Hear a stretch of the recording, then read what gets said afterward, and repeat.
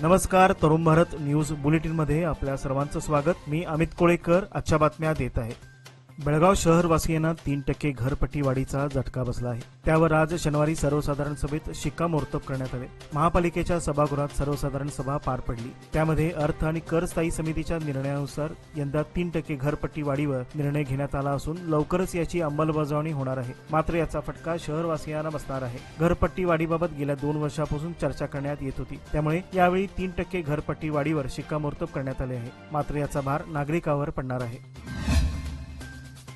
बेळगाव शहरातील टिळकवाडी येथील पहिल्या रेल्वे गेट जवळ असलेले बॅरिकेड्स प्रायोगिक तत्वावर हटवण्यात आले आहेत। टिळकवाडी परिसरातील वाहतूक कोंडी कमी करण्यासाठी स्थानिक नागरिकांनी ही मागणी केली होती, ज्याचा विचार करून प्रशासनाने बॅरिकेड हटवण्याचा निर्णय घेतला आहे। पुढील काळात नजीकच्या दुसऱ्या रेल्वे गेटवर उड्डाणपुलाचे काम सुरू होणार आहे, ज्यामुळे सर्व वाहतूक पहिल्या रेल्वे गेटकडे वळवावी लागेल। त्यामुळे रहिवाशांना तात्पुरता दिलासा मिळाला असून प्रशासनाने या निर्णयावर नजर ठेवण्याचे आश्वासन दिले आहे। बेळगाव महानगरपालिकेच्या सर्वसाधारण सभेत अखेर मराठी भाषेत विषयपत्रिका देण्यात आली। यामुळे मराठी नगरसेवक रवी साळुंखे यांनी समाधान व्यक्त केले। मराठी भाषेत सभेचे विषय मिळाल्याने मराठी नगरसेवकांनी पालिकेच्या प्रशासनाचे आभार मानले आणि या निर्णयाचे स्वागत केले। मात्र किमान 8 दिवस पूर्वी हे पत्रक द्यावे अशी मागणी त्यांनी केली। शिवाय शहराच्या विकासासाठी यापुढेही या प्रकारे भाषिक समानतेसह निर्णय घेतले जावेत अशी अपेक्षाही त्यांनी व्यक्त केली। यामुळे मराठी भाषिक नागरिकांच्या अधिकारांना न्याय मिळेल असे सर्वसामान्य सभेतील नगरसेवकांनी विश्वास व्यक्त केला। सध्या राज्यात महागाईचा भडका उडाला आहे। इंधनाच्या किमती तर गगनाला भिडल्या आहेत। या विरोधात विरोधी पक्ष आक्रमक होताना दिसत आहे। महागाईच्या मुद्द्यावरून राज्य सरकारवर टीका होत असल्याचे दिसत आहे। आज या वाढत्या महागाईच्या विरोधात बेळगावमध्ये भाजपच्या वतीने आंदोलन करण्यात आले। जनतेला 5 हमी योजनांचे आमिष दाखवत त्यांना बुरे दिन दाखवण्याचे काम काँग्रेस सरकारने केल्याचा आरोप भाजपच्या वतीने करण्यात आला। सध्या राज्यात पेट्रोल, डिझेल, गॅस अशा अनेक वस्तूंच्या किमती वाढत चालल्या आहेत। या किंमत वाढीच्या विरोधात बेळगाव महानगर भाजपच्या वतीने चन्नमा चौकात आंदोलन करून जिल्हाधिकाऱ्यांना निवेदन देण्यात आले। यावेळी राज्यातील काँग्रेस सरकारच्या विरोधात जोरदार घोषणाबाजी करण्यात आल्या। बेळगाव आणि रामदुर्ग येथे वकिली करत असताना ॲडव्होकेट विनोद पाटील यांच्यावर कृष्णा लमाणी व इतर 20 जणांनी हल्ला केला। त्याचप्रमाणे कणबर्गी परिसरात ॲडव्होकेट राहुल तट्ट्यांगी यांच्यावरही हल्ला करण्यात आला। वकिलावर होणारे सततचे हल्ले आता चिंताजनक व धोकादायक पातळीवर पोहोचलेले आहेत। पोलीस विभागाकडून या प्रकरणाकडे दुर्लक्ष होत असून अद्याप आरोपींना अटक करण्यात आलेली नसून ही बाब अत्यंत गंभीर आहे। या संदर्भात ॲडव्होकेट NR लातूर यांनी गृहमंत्र्यांकडे तात्काळ आरोपींना अटक करून पोलिसांवरही योग्य ती कारवाई करण्याची मागणी केली आहे। वकिलांना न्याय मिळावा, त्यांच्या सुरक्षेसाठी ठोस पावले उचलावीत अशी मागणी वकिलाकडून जोर धरू लागली आहे। शहरातील धोकादायक झाडामुळे संभाव्य अपघात टाळण्याची वन विभागाने सर्वेक्षणाचे काम हाती घेतले आहे। वादळी वाऱ्यासह पावसामुळे झाडांच्या फांद्या तुटून पडण्याच्या घटना वाढत असल्याने ही कारवाई करण्यात येत आहे। तरुण भारतने वेळोवेळी या समस्येबाबत आवाज उठवला होता। अखेर वन खाते आणि महापालिका याची दखल घेत शहरातील धोकादायक झाडांचे सर्वेक्षण सुरू केले आहे। आयुष्य संपलेली, कमकुवत आणि झुकलेली झाडे लवकरच हटवण्यात येणार आहे, असे वन विभाग खात्याने स्पष्ट केले आहे। भाग्यनगर, 7वा क्रॉस, अनगोळ, शिवाजीनगर, खासबाग, शहापूर आणि टिळकवाडी या भागातील झाडांचे सर्वेक्षण झाले असून नागरिकातूनही अशा झाडाबाबत तक्रारी येत आहेत। शहरवासियांनी प्रशासनाच्या या पावलाचे स्वागत केले असून लवकरात लवकर ही कारवाई व्हावी अशी मागणी होत आहे। ऊस उत्पादक शेतकऱ्यांच्या समस्या समजून घेण्यासाठी मी स्वतः प्रयत्न करत असतो। संशोधनावर फारसा विश्वास नसला तरी शेतकऱ्यांच्या प्रगतीसाठी अधिकाधिक संशोधन होणे आवश्यक आहे, असे प्रतिपादन साखर मंत्री शिवानंद पाटील यांनी केले आहे। निजलिंगप्पा साखर संस्थेच्या सभागृहात झालेल्या दक्षिण भारत साखर संस्था आणि तांत्रिक असोसिएशनच्या सेमिनारमध्ये ते बोलत होते। ते पुढे म्हणाले, सरकारी संस्था शेतकऱ्यांच्या हितासाठी साखर कारखाने चालवत आहेत। सरकार आणि बँका कारखान्यांना सहकार्य करत असून काही कारखान्यांनी शेतकऱ्यांना फसवले आहे, अशावर कारवाई झाली आहे। महाराष्ट्र आणि कर्नाटकात संशोधन कार्य जोमात असून ते शेतकऱ्यांना अधिक फायदेशीर ठरेल अशी अपेक्षा आहे, असेही त्यांनी यावेळी नमूद केले। नवे पाऊल, नवा संकल्प लोकमान्य सोसायटी सादर करत आहे लोकमान्य शुभारंभ ठेव योजना, जी देते तुमच्या ठेवीवर आकर्षक व्याज। ज्येष्ठ नागरिकांसाठी 0.5% अधिक व्याज। अधिक माहितीसाठी कॉल करा 1800-212-4050। लोकमान्य, जिथे पैसा वाढतो आणि नातं वृद्धिंगत होतं।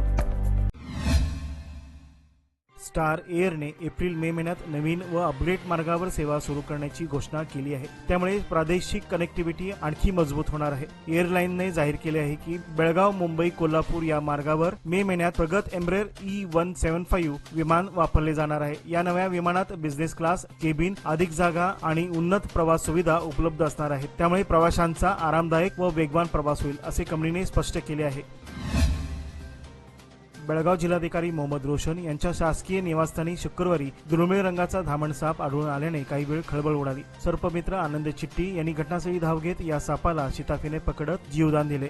साप गेटमधून आत शिरल्यानंतर सुरक्षा रक्षक व स्वच्छता कर्मचाऱ्यांची धावपळ उडाली। तोपर्यंत सापाने बांबूच्या झाडावर आश्रय घेतला होता। कर्मचाऱ्यांच्या मदतीने चिट्टी यांनी तो साप यशस्वीरित्या पकडला। हा साप सामान्य जातीचा असून त्याचा रंग दुर्मिळ स्वरूपाचा आहे। विशेषतः गळ्याच्या उजव्या बाजूस व पोटावर काळ्या रंगाचा शिडकावा आहे। सुमारे 5 फूट लांबीचा मादी जातीचा हा साप माणसाला कोणताही धोका पोहोचवत नाही, अशी माहिती चिट्टी यांनी दिली। यापूर्वीही या परिसरात अशा प्रकारचे साप आढळले आहेत, मात्र दुर्मिळ रंगाचा धामण साप पहिल्यांदा आढळल्याने ही घटना विशेष ठरली आहे। बस आणि कार यांच्या झालेल्या भीषण अपघातात बेळगाव येथील 3 जणांचा जागीच मृत्यू झाल्याची प्राथमिक माहिती मिळाली आहे। दावणगेरे येथे बस आणि कारची समोरासमोर धडक होऊन कारमधील 3 जागीच मृत्यू झाला, तर अन्य 2 गंभीर जखमी झाले आहेत। जखमींना रुग्णालयात दाखल करण्यात आले असून बसवराजप्पा वय 38, श्रीधर 32, विजयकुमार 35 अशी मृतांची नावे आहेत। सर्व मृत मूळचे बेळगावचे असून ही घटना मायकोंडा पोलीस ठाण्याच्या हद्दीत घडली असल्याचे समजले। कडक उन्हाळा सुरू झाल्याने एप्रिल महिन्यामध्ये 38 अंश सेल्सिअस पर्यंत तापमान पोहोचल्याने माणसासह प्रत्येक जीव हैराण झाला आहे। पशुपक्षी पाण्यासाठी वणवण करत घराच्या जवळ घिरट्या घालत आहेत। आमच्यासाठी दाणा पाणी ठेवा हो, चिमण्या पाखरांची आर्त हाक ओळखा हो, अशी साथ घालीत अशाच भावनेतून हे पशुपक्षी घिरट्या घालत आहेत। याची जाणीव ठेवून Belgaum animal rescue and care तथा तय्यामधिलू या संस्थेतर्फे पशुपक्ष्यांची तहान भागवण्यासाठी शहरात ठिकठिकाणी पाण्याचे भांडे बसवण्याचा स्तुत्य उपक्रम राबवण्यात येत आहे। सदर उपक्रमासाठी पाण्याची विशेष भांडी अमूल्य बूंद या सामाजिक संस्थेद्वारे प्रायोजित केली जात आहेत। काकते येथील जागरूक ग्रामदैवत श्री सिद्धेश्वर देवस्थानात इंगळ्याचा कार्यक्रम हजारो भाविकांच्या उपस्थितीत अभूतपूर्व उत्साहात पार पडला। सिद्धेश्वराच्या दर्शनासाठी जनसागर लोटला होता। सिद्धेश्वर मंदिरातून सनई चौघड्यांच्या निनादात पालखी सोहळ्याचे आगमन किल्ल्याच्या पायथ्याशी असलेल्या श्री रुद्रपाक देवस्थानात झाले। हिरेमठ स्वामींच्या सानिध्यात हक्कदार, मानकरी, देवस्थान पंच आदींच्या उपस्थितीत देवाची विधिवत पूजा करून नैवेद्य दाखवण्यात आला। त्यानंतर देवाची पालखी सवाद्य मिरवणुकीने सिद्धेश्वर देवस्थानात आणण्यात आली। गारणे घालून पालखीचा मंदिर प्रवेश करण्यात आला। शुक्रवारी पहाटेपासून मंदिरात महाभिषेकासह दिवसभर धार्मिक कार्यक्रमांची रेलचेल चालू होती। मागणी केलेल्या भाविकांनी दीड नमस्कार व तुलाभार देवाला अर्पण करून इंगळ्यांचा कार्यक्रम पार पडला। लोकमान्यच्या मुदत ठेव योजना म्हणजेच सुयोग्य कालावधी सर्वोत्तम व्याजदर। आता तुमच्या गुंतवणुकीवर मिळवा 10.60% परतावा। अधिक माहितीसाठी आजच संपर्क करा 1800212405. लोकमान्य, प्रत्येक पावलावर तुमच्या सोबत। योजना फक्त सभासदांकरिता, नियम व अटी लागू।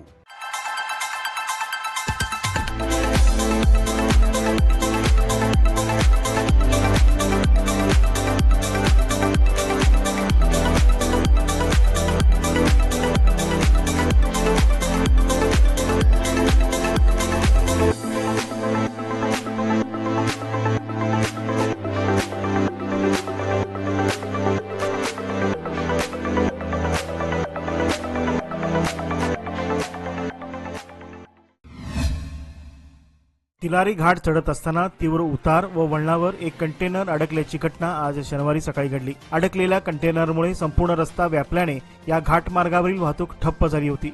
परिणामी इतर वाहन चालकांना नाहक त्रास सहन करावा लागला। हा घाट तीव्र उतार व यू आकाराच्या वळणाचा असून घाटातील रस्ता अरुंद आहे। परिणामी घाटात लांब व मोठी अवजड वाहने अडकून अनेक अपघात घडले आहेत। त्यामुळे वाहतूकही पूर्णतः ठप्प होऊन इतरांना याचा नाहक त्रास सहन करावा लागत आहे।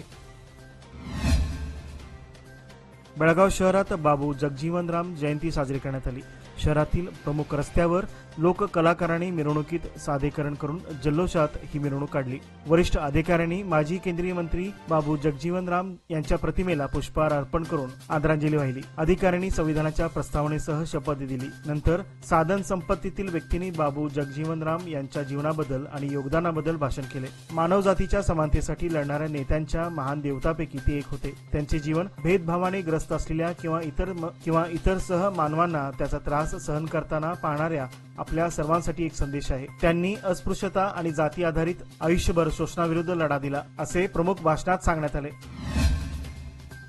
आनंदनगर दुसरा क्रॉस वडगाव बेळगाव येथे गेल्या अनेक वर्षापासून पिण्याचे पाणी पुरवठा करणारी पाईपलाईन खराब झाल्याने परिसरात पाणी पुरवठ्यात व्यत्यय निर्माण होत होता. याबद्दल 2-4 दिवसापूर्वी महानगरपालिकेला या समस्येबद्दल निवेदन देण्यात आले होते. याची दखल महानगरपालिकेने त्वरित घेऊन केवळ 2च दिवसात येथील जुनी पाईपलाईन मधून नवीन पाईपलाईन बदलण्यात आली आहे. त्यामुळे आता या परिसरात पूर्वीपेक्षा अधिक दाबाने तसेच मुबलक प्रमाणात पाणी पुरवठा होणार आहे. यानिमित्त आनंदनगर दुसरा क्रॉस येथील रहिवाशांनी समाधान व्यक्त केले असून महानगरपालिकेचे आभार मानले आहेत. तसेच लाईनमन लक्ष्मण यांचा काल शुक्रवारी सायंकाळी सत्कार करण्यात आला. हे काम महानगरपालिकेकडून पूर्ण करून घेण्यासाठी गल्लीतील नागरिक संतोष पवार तसेच श्री मंगाई महिला मंडळाच्या अध्यक्षा प्रतिमा पवार तसेच इतर कार्यकर्त्यांनी आणि सदस्यांनी विशेष परिश्रम घेतले. शहरातील टिळकवाडी येथील महानगरपालिकेच्या जागेवर लीज थकीत रक्कम न भरता सुरू असलेला बार अँड रेस्टॉरंट बंद करून जागा परत घेण्याचा निर्णय महानगरपालिका सर्वसाधारण सभेत घेण्यात आला आहे. या संदर्भात येत्या बुधवारपर्यंत नोटीस धाडण्याचा आदेशही यावेळी देण्यात आला. शनिवारी महानगरपालिकेच्या सभागृहात महापौर मंगेश पवार यांच्या अध्यक्षतेखाली ही बैठक पार पडली. या सभेत हा विषय चर्चेस आला. संबंधित बार अँड रेस्टॉरंटकडून महानगरपालिकेला कोणतेही उत्पन्न मिळत नसल्याचा मुद्दा उपस्थित करत तब्बल 2,63,00,000 रुपयांची थकबाकी असूनही कारवाई का झाली नाही असा प्रश्न अधिकाऱ्यांना विचारण्यात आला. त्यानंतर महापालिका आयुक्त व कायदेशीर सल्लागारांशी चर्चा करून बुधवारपर्यंत नोटीस बजावून संबंधित जागा महानगरपालिकेच्या ताब्यात घेऊ असे सांगण्यात आले. चालकाचे नियंत्रण सुटल्याने बोलेरो पिकअप पलटी होऊन घडलेल्या अपघातात चालक गंभीर जखमी झाला आहे. ही घटना आज शनिवारी सकाळी 10च्या सुमारास पुणे बेंगलोर महामार्गावरील हलगा गावानजीक घडली.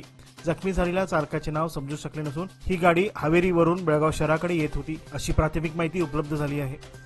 याचबरोबर आजचे बातमीपत्र येथेच संपले. अधिक माहिती आणि ताज्या घडामोडीकरिता पाहत रहा तरुण भारत न्यूज चॅनल. तसेच आमच्या चॅनलला लाईक, शेअर आणि सबस्क्राईब करायला विसरू नका. विश्वासार्ह बातम्यांसाठी दररोज वाचा दैनिक तरुण भारत. धन्यवाद.